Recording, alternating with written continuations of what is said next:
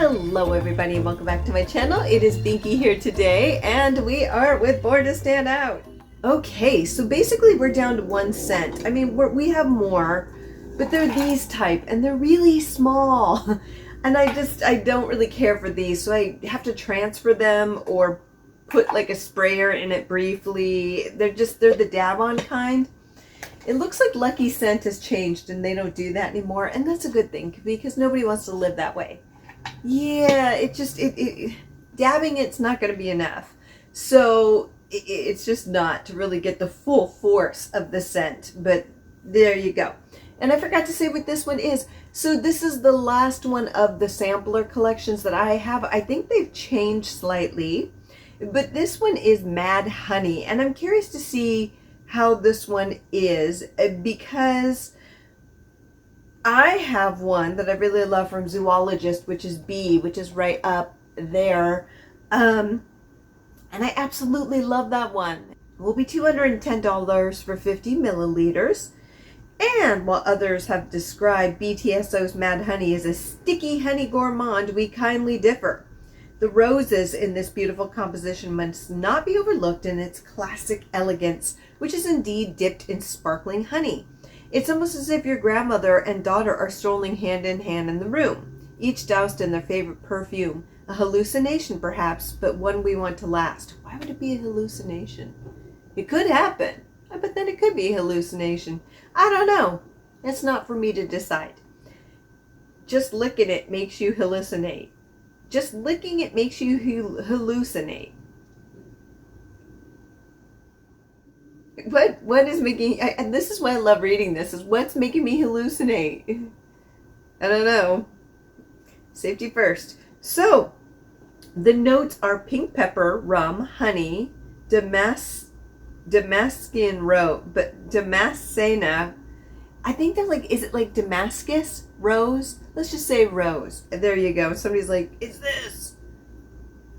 Bourbon, vanilla, tonka bean, patchouli, benzoin, and ambergris. So yeah, I know I messed up the flow because I'm like Damascena, Damascus. Yeah, it doesn't matter. I'm doing a bang-up job today. It's a lot. It's a lot. So what I'm going to do is I am going to spray 2 on here, and then I'm going to put one on this lovely.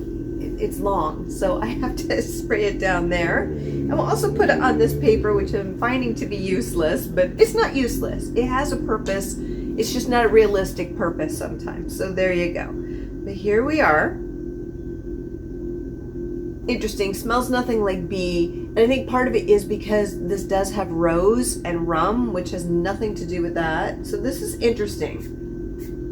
There, I'm doing that again because it's sprayed wrong. And I did it again. I sprayed off to the side. So I'm going to put it here.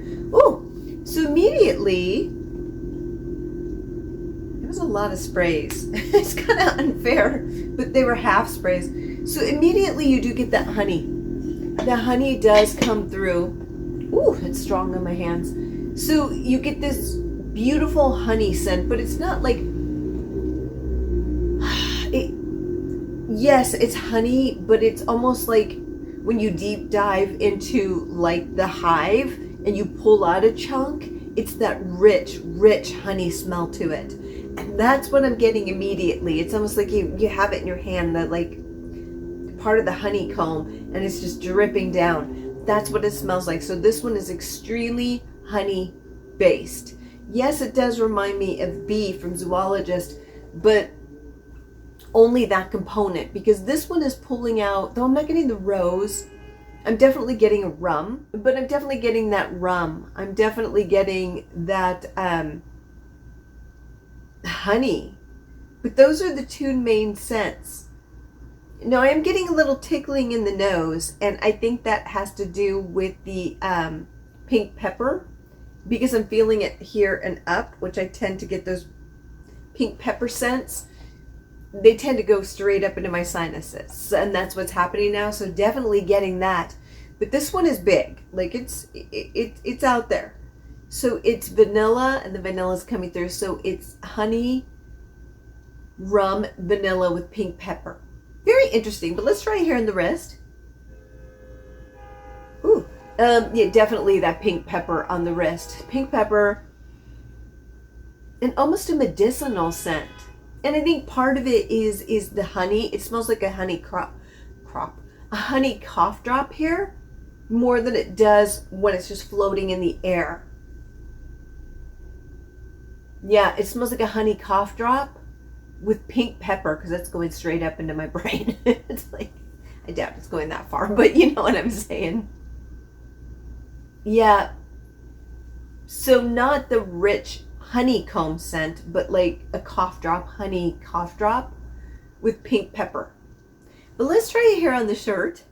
Okay, on the shirt, it's more of that real honeycomb with rum and vanilla. So that's where that scent is coming through. And lastly, so I'm not getting the bourbon anywhere else but here. That's what it is. It's bourbon. So it's almost the same identical thing. It's the rich honey comb with rum and vanilla, but there was a darker scent to it. And it was like a deep, dark scent. And it's bourbon. I'm like, I know that scent. I mean, it's definitely not floral. It's bourbon. You know, because I do drink bourbon here and there. And it's deep. It's dark. It has, you know, it's not as sweet. It does have a sweetness to it depending on what you drink. But it just has a deeper, darker feel to it. And that's what's coming up from that. But they all stay in the same vein. And it is that honey is the star. You put spotlight on it because it's called, you know, Mad Honey. So there you go. It definitely is the star. But it's picking up different liquors depending on which one your nose picks up and comes forward for you. For me, it's mostly the rum, but I'm finding they really love rum with Born to Stand Out. But there's also the bourbon. So it just depends which one's going to come out on you. I kind of like the rum and bourbon because instead of just being a sweet treat, it's cutting through it without using something bright, you know, too bright to do that, like bergamot or something, or citrus. It doesn't want to do that. It's kind of a heavy gourmand, but the bourbon and the rum go psht and cut through it a bit, so it's not too cloying, if that makes sense at this point. But yeah, they all have that honey. They all have a liquor, little bit of vanilla, and I'm definitely getting that peppery. That pepperiness is all over the place. So it's definitely very interesting, this one. I actually kind of like it and where it's going. But what we're going to do is we're going to check back in an hour because it's pretty much across the board right in this space of what it is. So I'm curious to see where it goes because it's actually quite lovely. Okay, it's been an hour and this one is a powerhouse. My goodness. It really is quite strong still. I think part of it lends to the fact that honey is just a very large note. It's a very dramatic note, in my opinion, depending how placed. Sometimes it could be added as a little dabble, but when it's one of the main ingredients, like it is in this one, or like B from Zoologist, it's going to really give a punch. So just be prepared. I'm getting a lot of honey, and it's like I said, it's not a light honey. It's a strong, we got a honeycomb honey. It kind of reminds me of bee in a lot of ways. The only difference, I think, at this point, just smelling it when I move, is that bee has more of an orange blossom scent to it, while this one you could definitely start smelling the rose. Also, this still has pepperiness to it, which bee from Zoologist does not. So definitely getting that honeycomb, which I love, but I think this one is just as powerful as Zoologist bee. So if that one drove you nuts in any way, shape, or form, you may want to steer clear of it. I like it, but this one's definitely strong. So what I'm getting is, like I said, I'm getting that honey with the powderiness to it, and I think that's definitely the rose coming through. But let's try it on the chemistry. Yep, it's honey with a powdery kind of rose. It's a powdery honey rose. Interesting. On the clothing, it's honey. It's honey with rose and rum still, and pink pepper. So I'm still getting that honeyed rose with a little bit of rum and pepper. Woo! So that's what I am getting. It's like you one of those poppers and you go, yeah, Happy New Year, and it goes poof. That's the pepper, the pink pepper coming through. I know I always do things in a weird visual way, but that's how I live my life. So let's try here. Oh wow, interesting. Here it's still in that vein, but the rose comes first. So it's definitely a rose fragrance with honey, not completely covering it, but here's this beautiful rose, large rose, and the honey is coming up the side of it, but not completely encompassing it, if that makes sense. Wow, it's a rose with dipped in a little bit of honey, with a little bit of pepperiness to it, and just a tad bit of rum and pepper. Very interesting. So it all, so it all stays in that area. It's just, it just varies a little bit. And it hasn't really changed. The only thing that's really changed is, jumping down here, the only thing that's really changed is the roses coming out a little bit more. That's really nice. You like it too? It's really nice, and so I am enjoying this one, but I don't think this one's going to change too much. I don't, but you know what? We don't know that. So what I'm going to do is I'm going to check back in 4 hours, and we are going to discuss this. Right, Lulu? Okay, it has been 5 hours, and this one is still going strong. So here's the thing.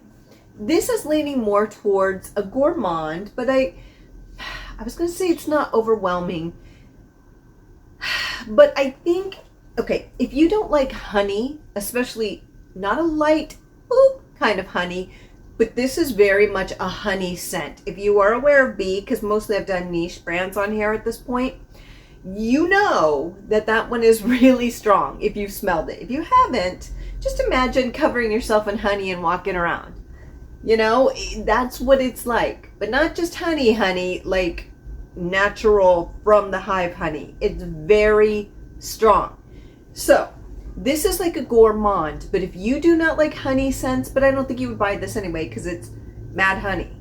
So you'd be mad angry at yourself because it's a lot. It is. Now I don't mind it. I actually don't, because it does remind me very much of bee.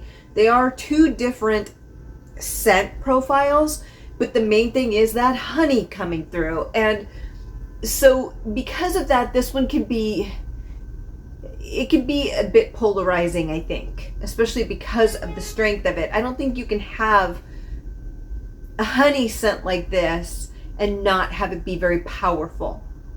You know, it's not like a drop just to add a little bit of dimension to something. This is the main character of this drama. Okay, so there you go. So let's try it on the wrist. Honey. That's it. It's pretty much, well, honey. It's a powdered honey with a little bit of rose underneath, but what I'm getting is musk coming through. And what's interesting is I don't think musk was listed on this, but my body will always find a way, much like Jurassic Park. It's gonna find a way. You know, so yeah, so I mean, my body loves musks, and it's like, hey, it's not listed on it, but here you go. So I don't know, so I don't much care for that, but I don't think most people would get that unless your body loves musks. It wasn't listed, but thus it's there, so I don't know why, but it's coming through. But let's try it on the shirt. You know what? It's coming through a little bit on the shirt too. I didn't see musk, but it is coming through. So it's this honey, strong honey with a little bit of powdery rose with musk coming through. Why? I don't remember being there. But the thing is, when I'm existing and walking around and frolicking through the tulips or whatever I do during the day, I don't really get that musk. Only when I'm sticking my nose in there, I'm like, yikes, musk. So yeah, I don't know why it's there, but it's not just my chemistry because it's on the shirt as well. Very interesting. There's a dull there's a dull amount of musk coming through here, but it's very light. That's really strange. So this one's like a peppery honey with rose. A peppery honey with rose and bourbon and musk. But it's very light. The bourbon and musk are way buried. It's that honey, rose, pepper. Very strange. This one's very interesting. So they all kind of stay in the same dynamic, which is going to be honey with a little bit of powdery rose and like a vanilla and some kind of liquor. Either that bourbon or that rum, depending on what you pick out. And a little bit of that pepperiness. So, but it stays a powerhouse, but really the main thing you're going to smell is that honey. I mean, the honey is the star. So there you go. And now I forgot to add a little bit of musk. And depending if you're like me, the musk may come out more, but it doesn't list it that I remember, but boy, is it there. So there you go. But let's talk about putting this bad boy into categories. So this one's going to be really rough during summer. I really don't encourage that. I think this would do really well in fall and winter and early spring. But once it starts getting warm, that warmth and humidity is going to even make this one get more powerful, I feel. I wore B once during like 85-degree weather and I kind of regretted it. And I love this scent. But this one, yeah, it would do the same thing, I feel. It's that honey note. It's a lot during the summer. But yeah, now if I were going to put this into a category between like masculine, feminine, we wear what we want because all these scents are unisex and every scent is unisex. But if we were to put this into a category, if you are looking for that, then I would say that this one, there's gourmands that tend to lean a little bit more feminine. And I don't think this one necessarily is that one. For some reason, I feel like honey tends to be a little bit more forgiving. I will say that the rose aspect may make this lean more feminine. But I also feel like the rum and the bourbon kind of neutralizes that a bit. So, I could see this one, like, here's middle ground, here's masculine, feminine, here it is. I would say maybe this much more feminine. I really would. I think anyone could really wear this one without a problem. Everybody likes honey. So there you go. Well, not everybody, but a lot of people like honey. So there you go. So I do think it leans a little bit more feminine, but I think what helps it is that honey is kind of neutral, and then you add that bourbon and rum. Some may go, okay, it neutralizes it a bit, and then the rose, some may go, kicks it up a little bit. I mean, one of my good friends is male. He wears rose fragrances all the time, and it smells the best on him. Rose comes out so beautifully on him to the point where I'm just like, ugh. He wears Rosue all the time and it smells so good. I've never smelled anyone wear Rosue like that. I wish it smelled like that on me. And that's from Aesop. So yeah. So if I were going to give this one a score, this one's tough because it is quite good. But the thing is, I keep comparing it to Zoologist's Bee because I do own that one and I really do enjoy it. I think they both have that honey note that's a little bit unrelenting. But what I like about Bee is, though I enjoy the rose here, I kind of like the orange blossom a little bit more, and that's in Bee. And the reason is, and I think it has ginger too, because it breaks it up a little bit. Because orange blossom and ginger, well, ginger's not light, they cut through a little bit because they're lighter notes. Rose and pink pepper are also very strong scents. So there's nothing lighter to loosen it up a bit. And with Bee, I feel like the orange blossom and the ginger kind of through it a little bit and give it, it's a little more forgiving. For me, in my opinion. That does not make this a bad scent at all. I think this is a really lovely scent, actually. It's just I may prefer Bee just a tad bit more, just because I like the floral component and I think it is ginger in it. I haven't looked at the notes in a while, but I just feel like it's a little more forgiving than this one, if that makes sense. So, what would I give this? I always choose this number, but I'd probably give it a 7.8 out of 10. I don't know why I like this 7.8. It's almost 8, but not quite there. And the reason is because I do find that for me, the B is a little bit more enjoyable. This one's extremely enjoyable, but I don't know if I would personally grab a bottle when I have B there. You know what I mean?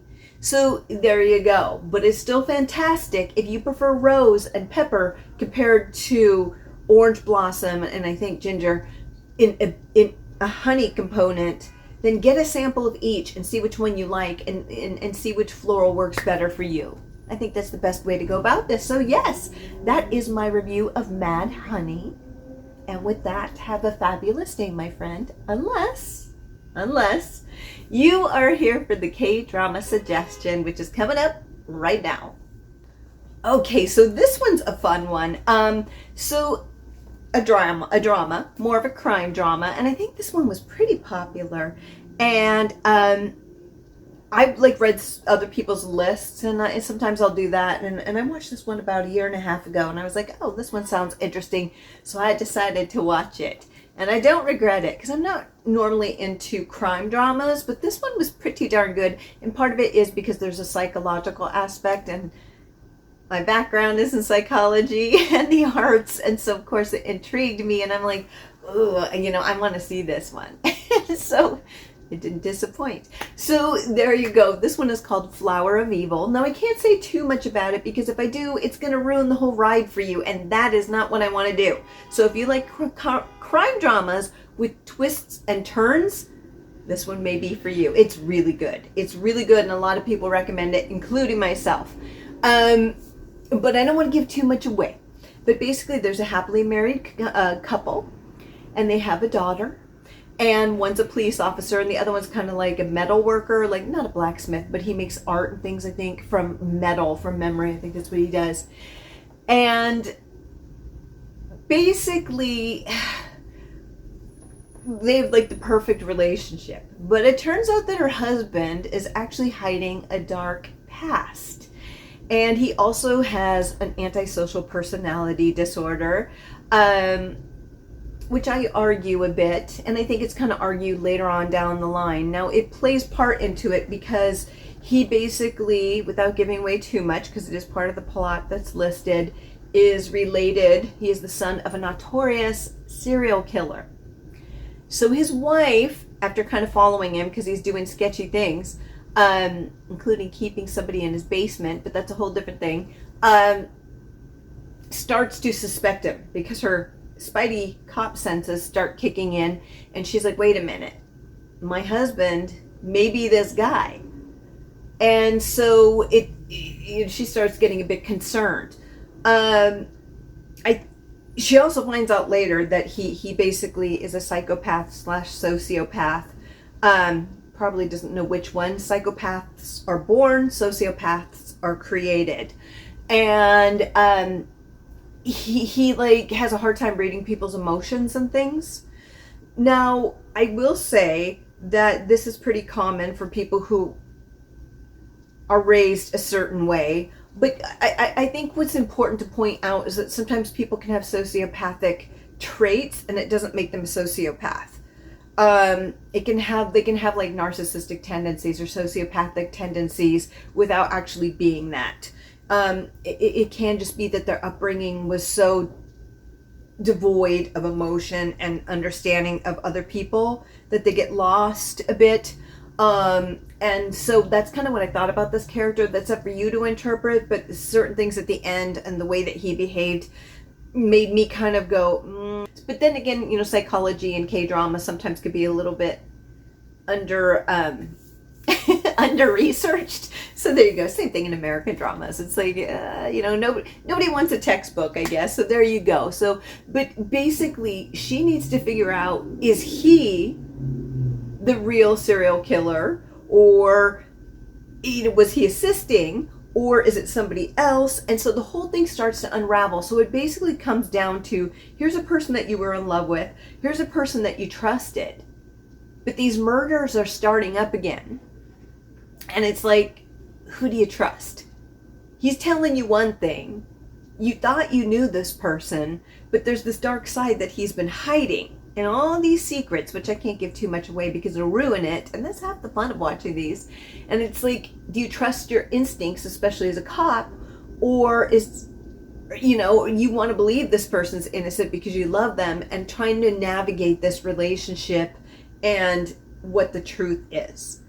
So it becomes, it's a wild ride because you find out a lot of things and there are a lot of twists and turns. So is he? Is he not? That's for you to watch and find out.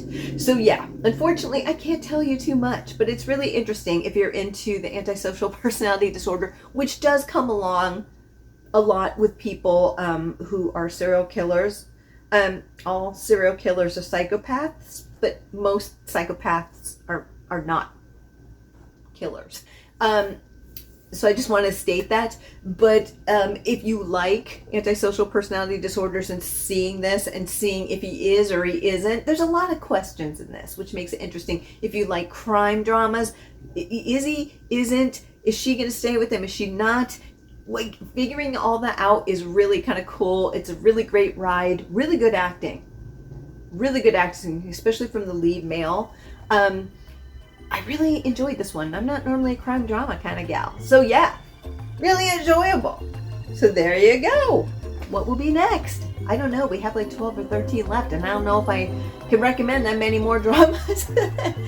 These are ones I really like, by the way, but it's like, it's going to get to a point where I'm like, wait a minute. I don't want to just throw stuff up there to not, but we'll see what happens. And with that, have a wonderful day, my friends. Bye.